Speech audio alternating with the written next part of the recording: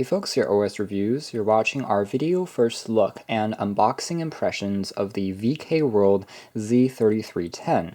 As the name implies, this is very similar in design to the Nokia 3310 2017 edition. So that's a very nostalgic phone, but it's essentially a feature phone with no real smart functionalities.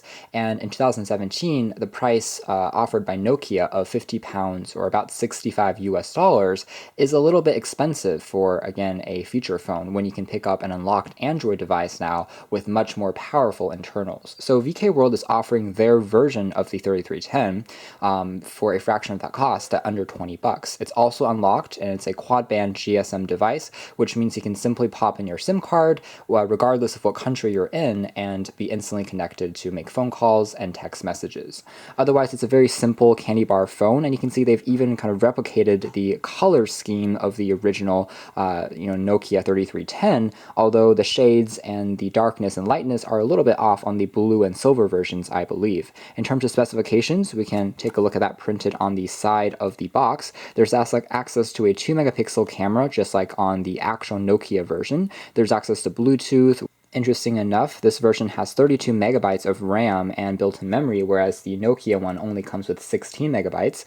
And there's also a 2.4-inch TFT LCD display, which is the same size as the real 3310 2017 version, with the same overall resolution, and it also comes with a 1,200 milliamp hour capacity battery pack. So all these specifications are very similar to the actual phone.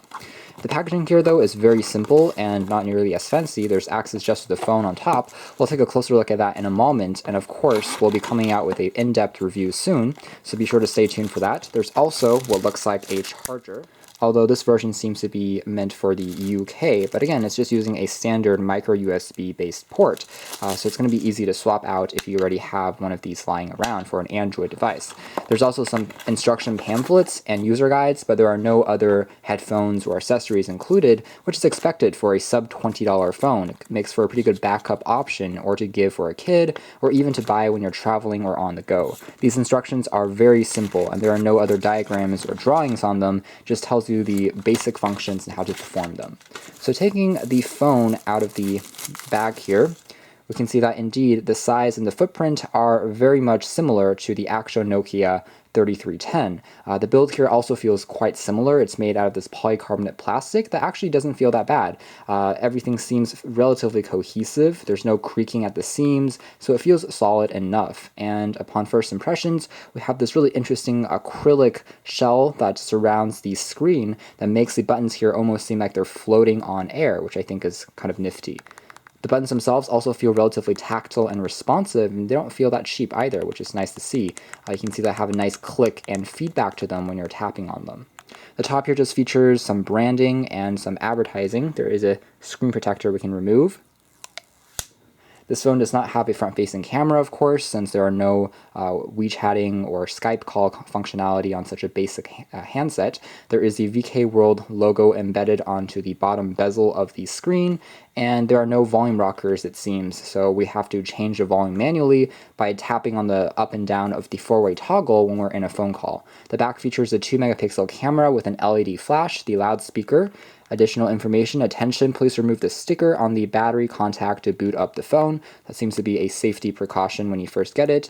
It is a very slick feeling phone without any soft touch finishes, just like on the actual 3310 2017 edition. So it might be a little bit easy to scratch or slide out of your hands if you're not super careful. Popping off the back cover, there's access to the battery, which actually is larger than the original 3310 at 1,450 milliamp hours, so this might even last longer than Nokia's version, which is impressive. Otherwise, the battery seems replaceable, and you can get replacements as well from VKWorld if you want to purchase spares as backup. There's access to your SIM card slot, a micro SD card slot for expanding media functionality like taking images or recording video, playing back videos, stuff like that, and it seems like there is a second SIM card slot as well for a dual SIM functionality, and that's essentially it. Pretty similar in terms of overall dimensions and look, even to weight. As we boot up the phone for the first time, let's see if there's any juice remaining in the battery. Seems like there will be. There's also an LED torch on the top for a flashlight functionality, just like on older Nokia devices. There is a very basic version of Snake on here, but it's nowhere as graphically attractive as the 2017 Nokia 3310. It's more similar to the original 3310 that came out many years ago in terms of how the graphics look. You can tell that the speakers on here is actually quite loud. You can tell that when we removed the back cover, the speaker grill was surprisingly large in terms of its size. And otherwise, on the bottom, there's also a 3.5mm headphone jack for standard music listening, and there's also a micro USB port for charging and syncing information with a computer. So everything here seems to be quite standard. Fully charging up the phone should take less than 2 hours, and since this is a feature phone, it should last you well over a week on standby time, which is great, again, as a backup device or as a quick phone to take with you when you're traveling or on the go. The top also features a earpiece.